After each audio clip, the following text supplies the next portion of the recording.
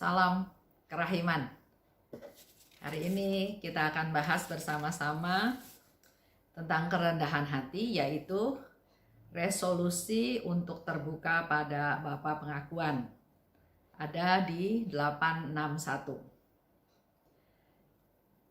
Ini dilakukan oleh Suster Faustina pada tanggal 1 Januari 1937. Di awal tahun dia membuat satu resolusi, yaitu niat-niat ya yang mau dilakukan di tahun tersebut. Dikatakan di situ latihan kudus, yaitu menyatukan diri dengan Kristus yang Maha Rahim, yaitu melakukan apa yang akan dilakukan oleh Kristus dalam masalah ini dan itu dalam roh, merengkuh seluruh dunia, khususnya Rusia dan Spanyol. Pada waktu itu mungkin terjadi masalah ya antara Rusia dan Spanyol. Saat ini pun kita masih sering banyak berdoa untuk Rusia dan Ukraina. Itu niat khusus, latihan kudusnya yang dilakukan oleh Suster Faustina. Sedangkan niat umumnya ada 13 untuk dilaksanakan di tahun tersebut. Kesatu, mematuhi silensium, keheningan batin. Kita juga memang perlu ya dalam hidup ini melakukan silensium, hening. Hening mungkin bisa dilakukan dalam adorasi, dalam doa untuk mencoba mendengar suara Tuhan. Kedua, melihat wajah Allah dalam setiap suster. Semua cinta mengalir dari motif ini. Jadi dia berusaha untuk selalu melihat wajah Allah di antara suster-suster tersebut. 3. Melaksanakan kehendak Allah dengan setia setiap saat dalam kehidupanku. Hidup atas dasar kehendak Allah. Jadi setiap saat, bukan sesekali, tapi melaksanakan kehendak Allah dengan setia. Setiap saat. Keempat, setia memberi laporan pada pembimbing rohani, tidak melaksanakan yang penting tanpa izinnya, dan laporan itu sungguh-sungguh membeberkan lubuk hatiku yang paling rahasia dan mendoakan dia supaya diberi terang. Sering kita juga mungkin kalau kerja diminta laporan oleh atasan, biasanya kan garis besarnya saja, atau bahkan mungkin laporan yang bagus-bagus, laporan yang kurang bagus atau kegagalan mungkin ya berusaha disembunyikan. Tapi di sini Suster Faustina katakan dia akan setia memberi laporan kepada pembimbing rohani dan sungguh-sungguh membeberkan lubuk hatiku yang paling rahasia. Jadi nggak ada yang dirahasiakan lagi. Pada saat dia mungkin kecewa, pada saat mungkin dia sedih, pada saat dia putus asa, hal-hal tentang hal-hal yang mungkin berkaitan dengan kegagalan, keputusasaan, kekesalan, kesedihan, apapun ya yang biasanya kita berusaha sembunyikan. Mau kelihatan kuat, mau kelihatan hebat, mau kelihatan bisa mandiri. Tapi di sini Suster Faustina punya tekad untuk bercerita seluruhnya. Kelima, dia akan melakukan pemeriksaan batin sore hari. Dan selalu bertanya, bagaimana kalau hari ini Tuhan memanggil aku? Untuk Bapak Ibu yang pernah ikut kursus dengan Romo Rumanto pasti sudah tahu juga ada 5 step ya untuk pemeriksaan batin tersebut. Mari kita lakukan. Kalau Suster Faustina lakukan setiap sore ya. Untuk kita mungkin masing-masing ada pertimbangan sendiri, ada pilihan sendiri, tapi memang perlu untuk lakukan pemeriksaan batin tersebut. Dan pemeriksaan ini dikaitkan dengan bagaimana kalau hari ini Tuhan memanggil aku. Apakah semua sudah saya bereskan? Apakah masih ada yang saya tunda, atau masih ada ganjelan, atau masih ada masalah dengan hal-hal yang lain? Keenam, tidak mencari Allah di tempat jauh, tapi di dalam lubuk hatiku untuk tinggal hanya bersamanya.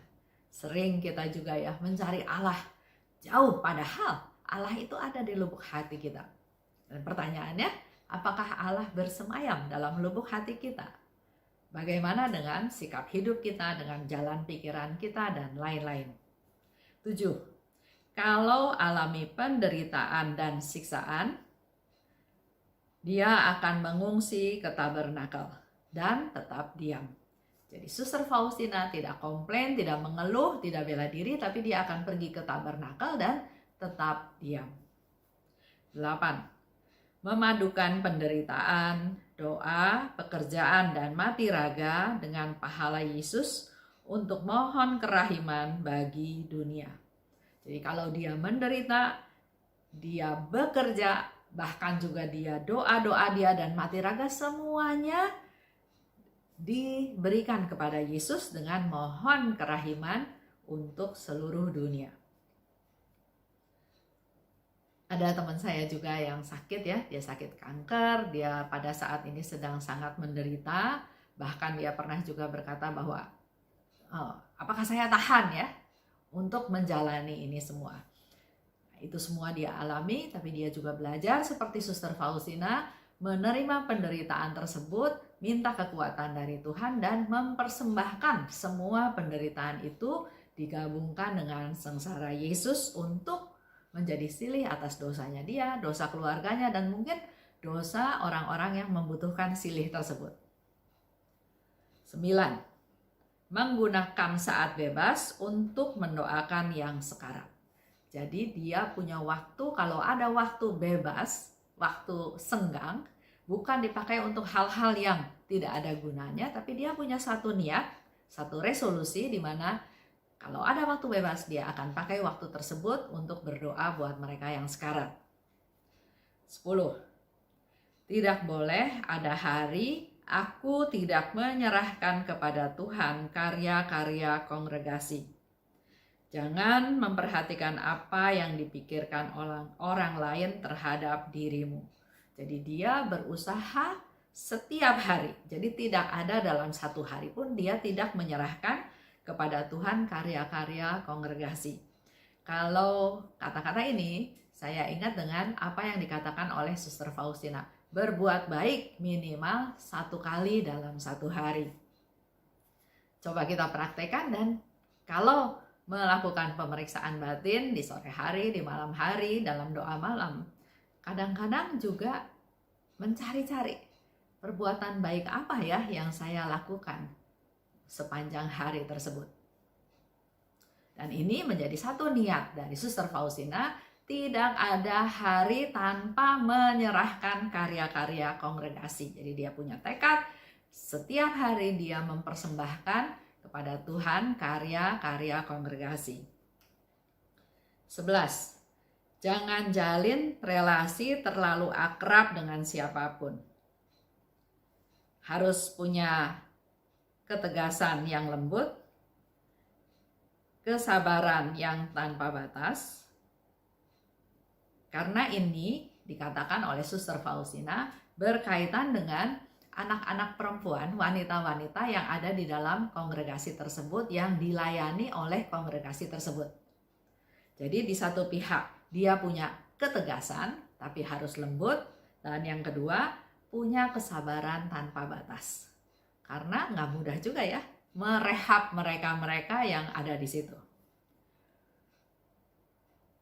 Dan hukuman yang diberikan oleh Suster Faustina kepada mereka yaitu dengan doa dan berkurban.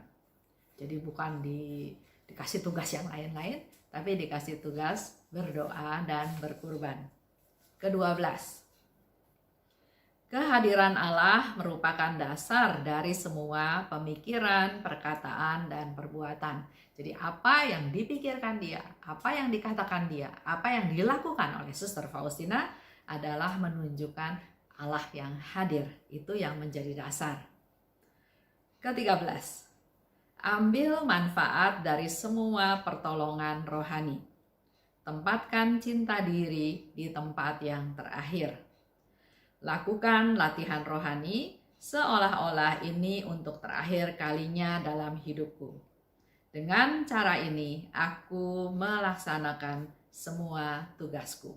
Jadi dia punya tekad, ada 13 item yang dia jadikan resolusi di tahun yang baru tersebut, yaitu yang ke-13 tadi, menempatkan cinta diri di tempat yang terakhir.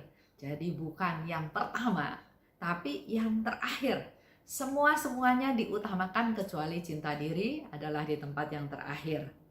Dan latihan rohani ini dia lakukan seolah-olah inilah hari terakhir.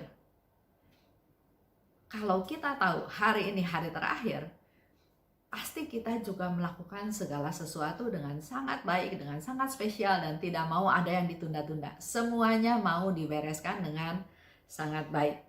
Dengan cara ini, aku melaksanakan semua tugasku. Jadi kalau kita lihat apa yang menjadi resolusinya, kembali lagi, bukan fokus kepada dirinya sendiri, tapi untuk orang lain. Untuk orang lain. Untuk orang lain. Itulah salah satu contoh yang dipraktekkan oleh Suster Faustina tentang kerendahan hati. Terima kasih. Salam kerahiman.